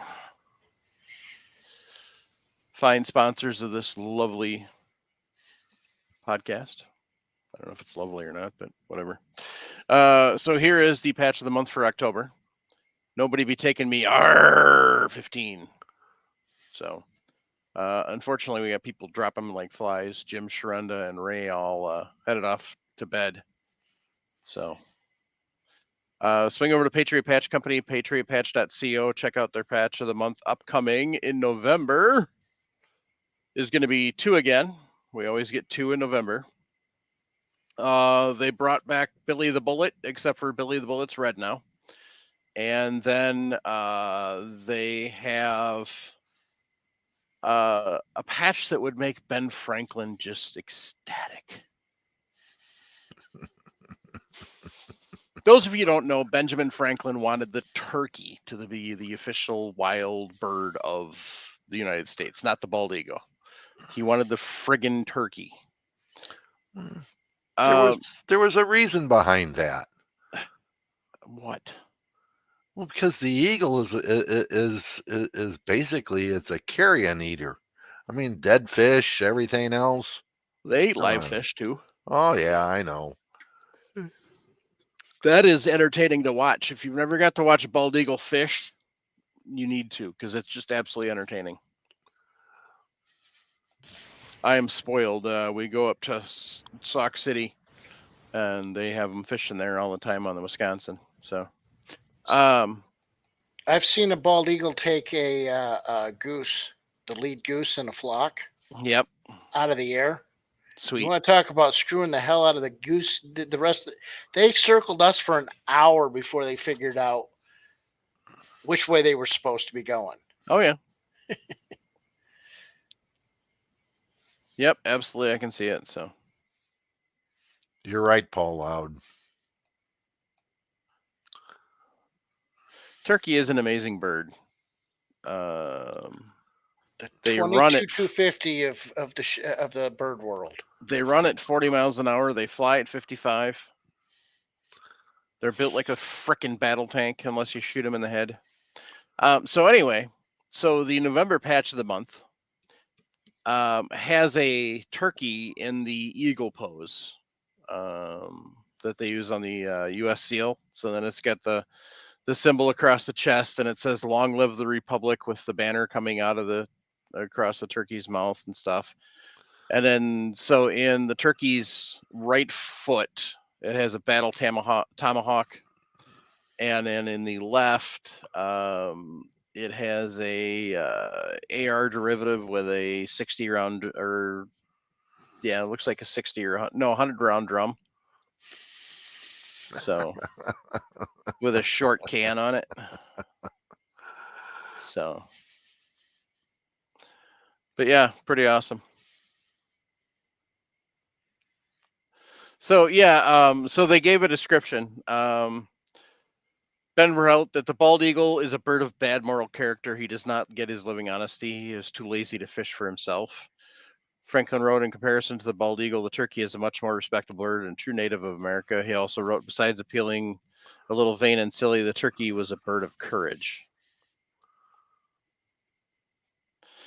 And so it says, if we are ever to renew our nation and return to a moral and proud constitutional republic. Yes, that's right. It's a republic, not a friggin' democracy. We suggest changing the bird on our nation's seal to that of the turkey. Stand for more courageous, truthful symbols of America, this high-quality PVC patch with the hook and loop back ring. So, anyway. Oh, so this isn't Bullet Bill. This is Projectile Pete. And he's now got a hot temper, so he's red. Let me clear that up so we don't have any lawsuit issues. Anyway.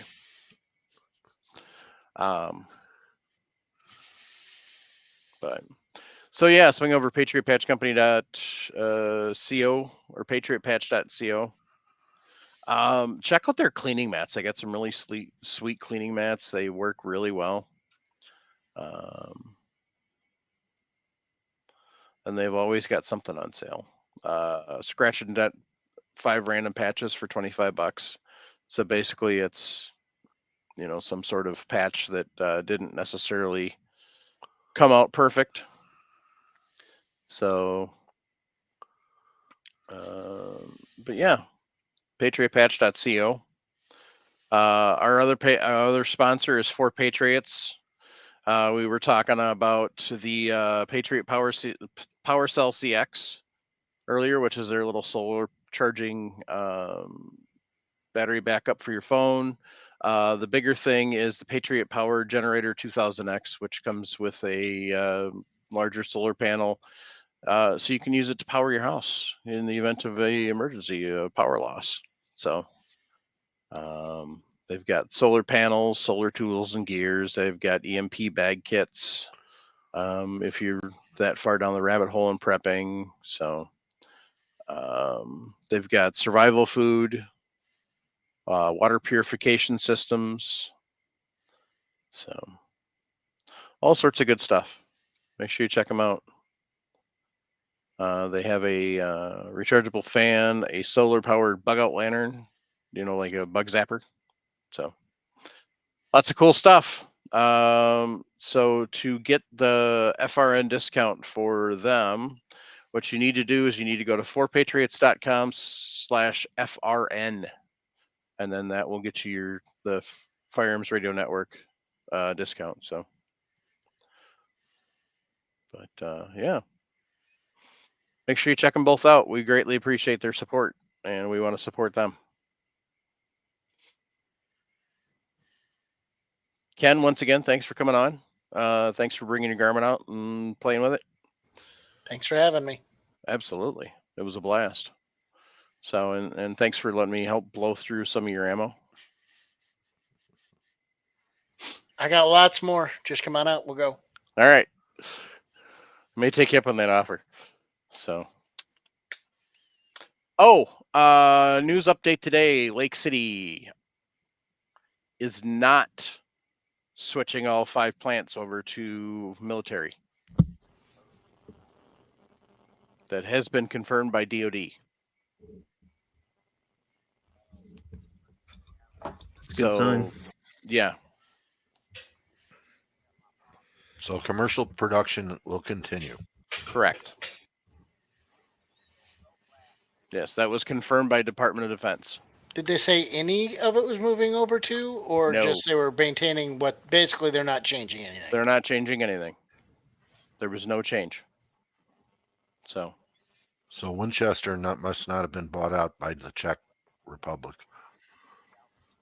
no, Winchester's God, I don't know who owns Winchester Ammo, but it's not. It Olin. wasn't part of Vista Group. Olin does. Olin. Do they still? I thought they sold them off again. Oh, I didn't know that. I knew they just built that plane down in Alabama not too long ago. That'd be the question with that new Czech group buying CCI, Spear, all those. What's going to happen with the primer situation with like CCI? Oh, well, Winchester has a 9mm recall. Of course it is.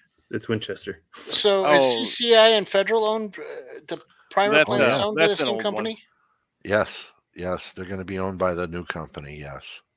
Yeah. Well, that's That's if an the old one. sale actually goes through. Yeah. So, I mean, I know it was announced, but I'm kind of expecting to hear. I'm kind of surprised we haven't heard anything about some lawsuits trying to prevent it from being completed. Well, the only one that has to do anything about it just shut down all ammo and gun exports. So, Yep. they could do it, in a heartbeat. SEC, they could do it, Mhm. Yep. but State Department, they just said, nope, that's it. Yep. So Olin does still own Winchester Ammo.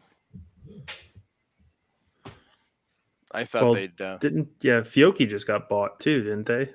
Same company. Yeah. Same So company. there's another one. Yeah. But not all of Fiocchi. They only got a 25% stake in Fiocchi. Oh, that ain't gonna touch much of anything then. So. And it's not Fiocchi USA. Okay. Oh, it's Fiocchi over in Italy. Okay. Mm-hmm. Which tells me it's because Fiocchi over in Europe's basically shotgun, right? No, they. Well, they might have their own European contracts on stuff. Yeah. Yeah. So I'm wondering if the Fiocchi over in Europe. So Fiocchi has two. They also manufacture out of Turkey. Mm-hmm. So I know a lot of the gun manufacturers out of Italy also manufacture out of Turkey, right? And honestly, the Turkish guys are doing a great job of building some really nice guns, which Mm-hmm. doing a phenomenal job of building quality firearms. So I'm not going to bash them for that, but I wouldn't surprise. I wonder if that's trying to get into maybe get into the Turkey side of that manufacturing. That's why they're going after that. Good. Czech Republic has always been very good at building good guns, and ammunition is new. So, other than the state-sponsored, ammunition manufacturer, and this seems to be a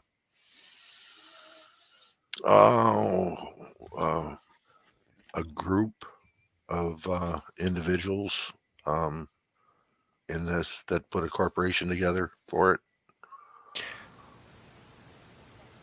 Well, my main concern is it's basically just a major hedge fund, right? And they have a tendency of going in, buying stuff, and then trying to dismantle it. Yeah. Well, it's they miss a lot of times the hedge funds when they're in their attempt to streamline and maximize profit. They don't do a good job of realizing how they end up essentially dismantling it by accident. Some of them do it intentionally. So that's the concern is. Now the good news is you got all those guys in the CCI and the federal plant who probably have a pretty good idea how to do it. So we can always stand up new plants, but you're still waiting for new plants to get stood up. So you have that extra another reason to have a shortage. But that's also another concern is hey, you know what, we're not gonna change anything in how they do it. We're just gonna limit how much they produce. Right. And now we're going to charge you an extra 20% fee because, well, we don't have enough supply. I have heard rumors, and does anybody watch? If it's the exact same thing I'm thinking of. The Guns and Gadgets. Guns and Gadgets, where he said there are trailer loads of ammunition and made he's got this from an insider that they're just waiting for the economy to bump up prices on metals and stuff. Well, the car manufacturers did that after 2020. They slowed down production and oddly enough, sales were going up and up and up, but they've never upped their numbers. Now some of the companies are starting to have some issues and there's stuff like that, but the car companies knew what they were doing. They knew they were keeping it. The ammunition companies are stockpiling this ammunition and components so that there's a shortage there and getting the prices up to where they want them to be. Well, yeah, it's all about profit. So all right. We've been here 2 hours. Yep. So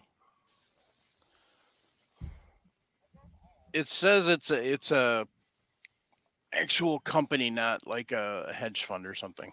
So okay. But time will tell. So oh, Paul, did you go to memes in Discord earlier? Earlier, yeah. When I tagged you in one? Yeah.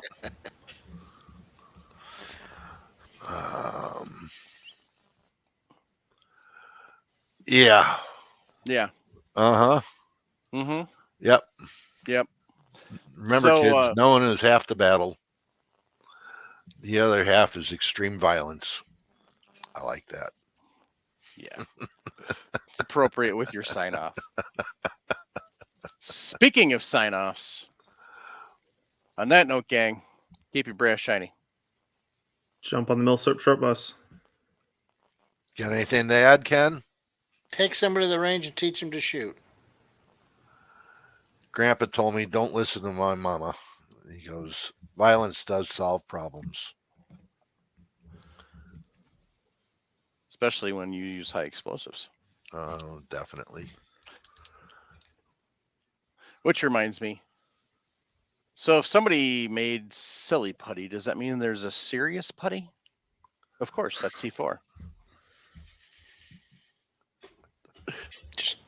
Which came first? A silly I don't putty. Yeah. So, make sure you support your local and national Second Amendment groups. Do some research, check them out. So, I support Second Amendment Foundation. So, primary arm or not primary arms, but Palmetto State Armory has added a support for GOA. So I found that out today because they currently have their Dagger lower, complete lower, on sale for $49.99. Damn. Nice. Yeah, I picked one up because I'm too lazy to finish my Polymer 80 lower. I want the dang Dagger Micro to come back in stock. So, yep. So, yeah, make sure you're supporting your Second Amendment groups. So, and if you're struggling, 1-800-273-8255 or 988 from your cellular devices. Reach out, get some help. We need you here. We want you here. Because we need to be here to teach the next generation about firearms properly and not what the schmucks are trying to teach them. So hang in there. We'll see you next week. Good night, Good night, all. all. Good night, y'all.